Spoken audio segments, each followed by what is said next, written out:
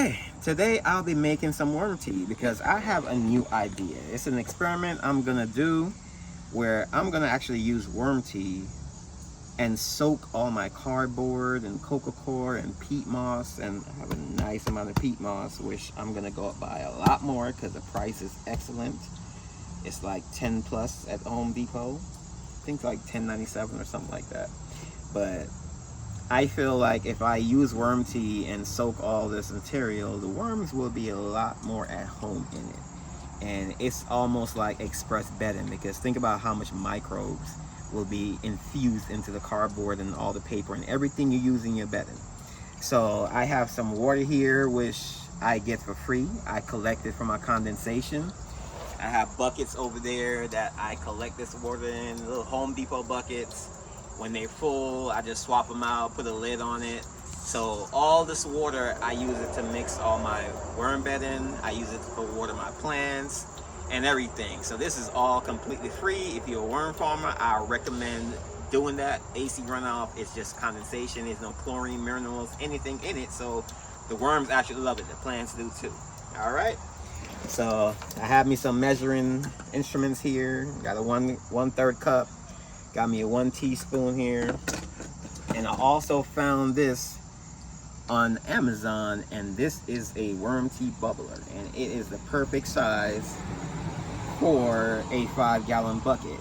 And it seemed like this whole entire hose is aerate, has perforations in it. So all this will give me bubbles, and it just has a little hose that you can attach to your pump. Now, I wasn't playing games, so I went and got me a serious pump. This is 32 watts, and this sucker right here will pump out some air. This is a commercial type air pump, and I saw a couple of people using it, and I use one for my little mini hydroponic system that I have in my bedroom, because yes, I am growing stuff in my bedroom. That's part of my inspiration for doing worm tea and growing worms and everything. I got me some blackstrap molasses. I hear that it's recommended to use an unsulfured one, and blackstrap really seemed like that's the best one that everybody uses. Is this one organic? I'm not even sure. Oh, this is a woman's business. I'm not mad at that. All right, don't have to be organic on that. And then I'm gonna add an extra ingredient, which is organic kelp. Kelp is something that you can dilute in water and spray to your plants directly, spray to the foliage and everything.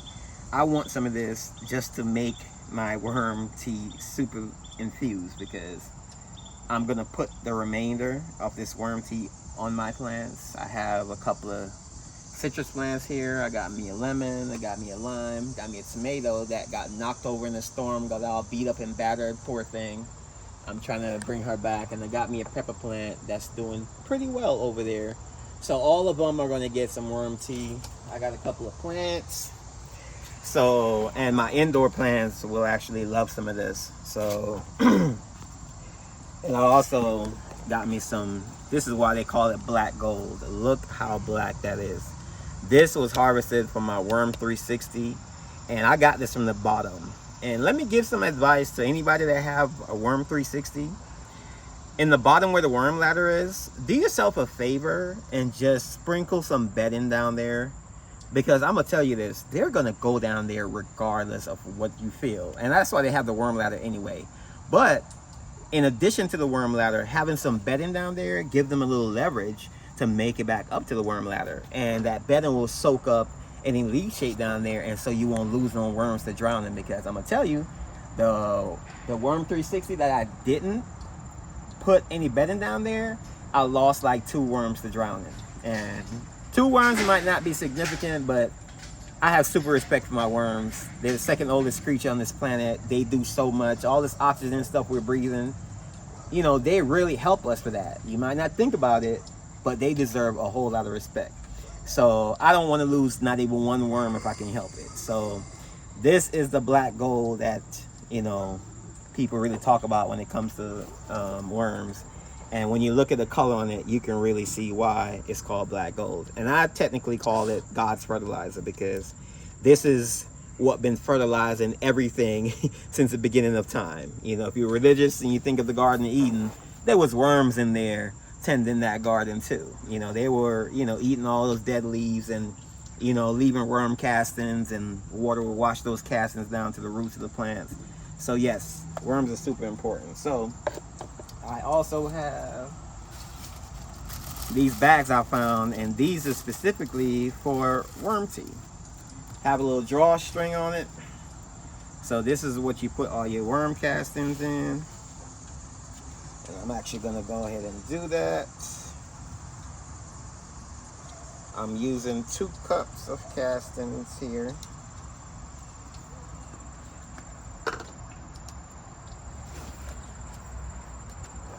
And we're gonna get those castings in there. Man, that thing is really beautiful. I think I'm producing some excellent worm castings, because that is just a beautiful dark color. And it's great when you can harvest fresh castings from your own worm bin, because this is already supercharged with microbes, and these are the same microbes that we're gonna feed with that molasses.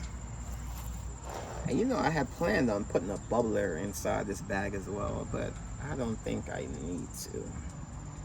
So I'm not gonna do it this time, but that's an experiment for the future I'm gonna do.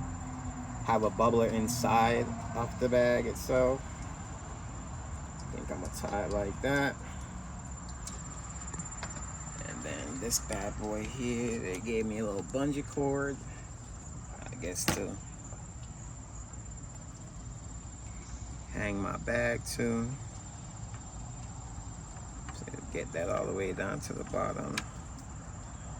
You know, if I was thinking about it, I would have trying to design some kind of lid that can go on this, which I still might, but this time around we're not gonna worry about a lid. So let's go ahead and get the castings in there. Oh yeah, you already start seeing the water turning brown. That's a beautiful thing. This mesh right here is a very fine mesh. And I said I was going to experiment with this one and see how well it does. And if anything, I might try another mesh that's a bit smaller. So we're just going to tie this to here.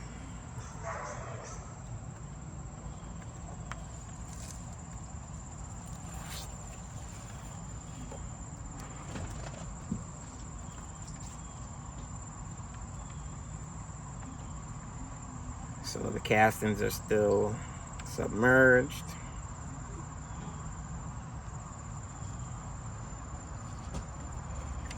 I'm not going to tie it too much. I want to still be able to recover that afterwards. And then I have me some warm water here,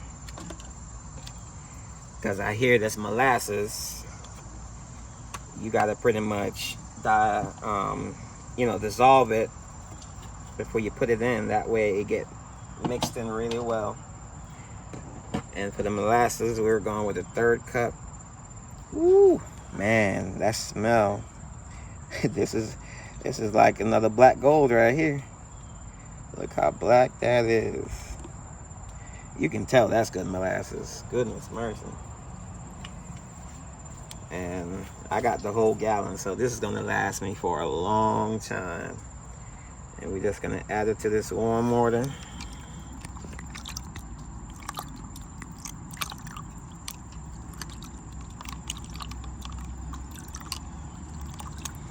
Guess I can use my little knife. Scoop that stuff out. No need to waste any of it.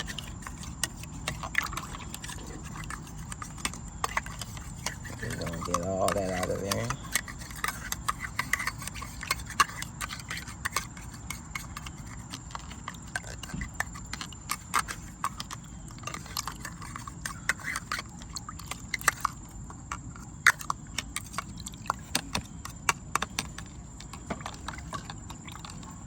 And we're gonna mix that up here.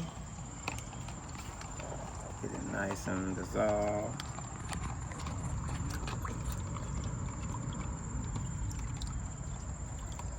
That way this could go directly to feeding the micros.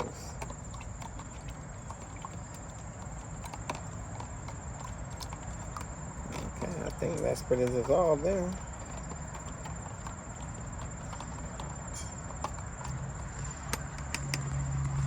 And I'm just gonna pour that in. Okay. I'm on a little incline here. I thought my bucket was about to overflow, which it seems like it was gonna for real. Yep, that was dissolved pretty well.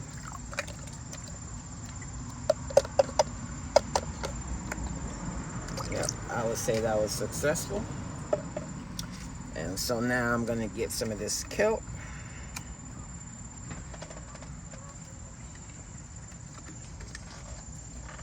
And I'm gonna do a tablespoon of this kelp. Oops, whoa. Nah, I was not expecting it to be that runny. You learn as you go. Look how runny that is. And I'm using 4 tablespoons. And that's just gonna supercharge this worm tea. You know, when you get into this stuff, you really gotta experiment. You know, you can watch a bunch of videos and everything, but you gotta come up with some ideas, you know, based on what you've seen, and share what you discover. That way we can add value to YouTube and make YouTube even better. So I feel like it's my duty to, let's see what all comes in this little package here. Crazy, I'm also doing a little unboxing. Seems like I get, is this 6? 1, 2, 3, 4, yep, there's 6 of them. We get a little small hose. I guess that hooks up to here and to your pump to split. So I can pump. Could I make 6 buckets at a time? That would be pretty cool. Let's try to keep that upright. And I guess this would plug onto here. Yep. Okay. That works for me.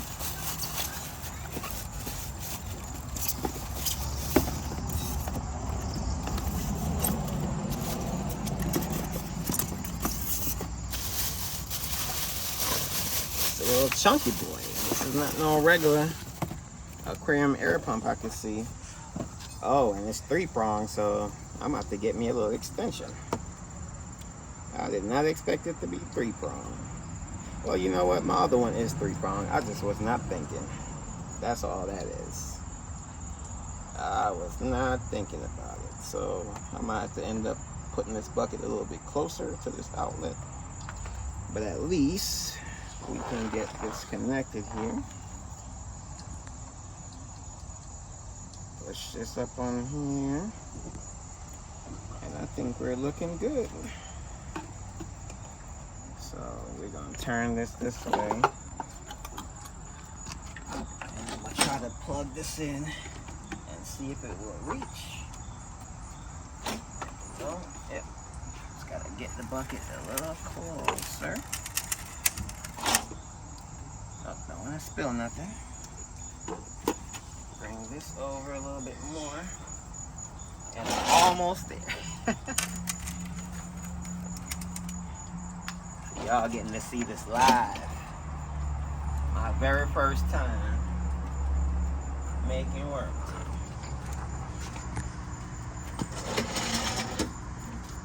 Alright, so it seems like these are off. I gotta turn this level on here. Alright. And I think we have action. Now this bubbler, I must say, is an excellent bubbler, because it's creating all those small bubbles that you really want to see. So to be honest with you, this is gonna be some excellent worm tea. I think my first batch is gonna be primo. I am very happy with this so far. So the improvement I'm gonna make is just to cut a notch in a bucket lid and just slide it under here and just, you know, cover this, let it bubble for 24 hours, and I should have some really good worm tea. So I think my worms are going to benefit, my plants are going to benefit, and as a worm farmer, I just think this is something that you should be doing. So I didn't mind investing in everything that I need specifically to do this right here, because this is another product that you can sell, and I can sell it locally and make it fresh and have it picked up the same day, because I hear it's best to use it within 24 hours. So you want to use it immediately. So as soon as this is done brewing, I will be using it for bedding. I have another 8,000 worms coming. So, and I have another 1,000 coming from the Garden and Worm Lady. I was the one that, you know, bought her worms from her experimental bin. I'm all tongue-tied. She had African night crawlers, European night crawlers, I think Louisiana swamp worms, and red wigglers in the same bin to see what would happen. And I'm gonna do another video, you know, show me preparing the bin for those worms, because those worms are never gonna get sold. They are just gonna stay with me and just make me good old black gold. That's all I want from them. I don't need them to do anything else. Just breed and keep making me as much black gold as possible. So I think that's it until the next time. So remember, the Blackstrap molasses, from what I can see, I can expect good things. So I'm not sponsored by them or anything, but I think I might keep using that brand. I think they have a lot of good reviews for a reason. Great quality. Until the next time, bye-bye.